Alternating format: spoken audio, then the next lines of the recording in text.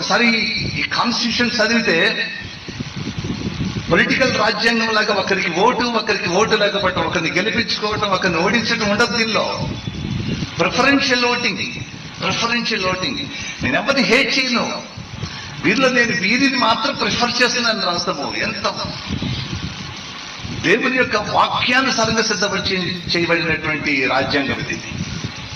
ఈ రాజ్యాంగం దేవుని వాక్యానికి ప్రతిరూపం ఇది. నేను ఇంతకాలంగా ఈ చర్చిలో ఉన్నాను.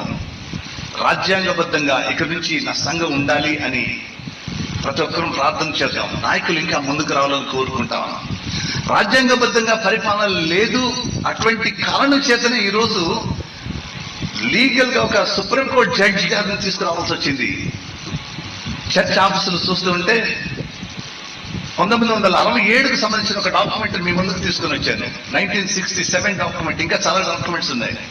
ఈ డాక్యుమెంట్ హెడ్డింగ్ ఏంటంటే రిజిస్టర్ ఆఫ్ ఆర్డైన్డ్ మినిస్టర్స్.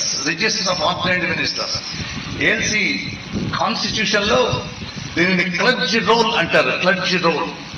ఒక పాస్టర్ గారు వారి పేరు, వారు పుట్టిన సంవత్సరము, వారి educational qualification, secular qualification, theological qualification, ఎక్కడ చదువుకున్నారు, ఏ సంవత్సరం చదువుకున్నారు, ఏ కోర్స్ చదువుకున్నారు దీనిలో రాస్తారు. వారు థియలాజికల్ కాలేజ్ అడ్రస్ రాస్తారు. వారు ఆర్డైన్ చేయబడిన సంవత్సరం రాస్తారు. వారి మొట్టమొదటి అపాయింట్మెంట్ డేట్ రాస్తారు.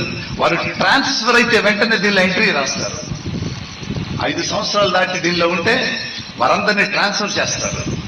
రాజ్యాంగం చెప్తా ఉంది ఫర్ ఎవ్రీ 5 years 5 సంవత్సరాలు దాటినటువంటి సంఘ కాపరులు ట్రాన్స్ఫర్ అయ్యి వెళ్ళిపోవాలి వేరే సంఘానికి.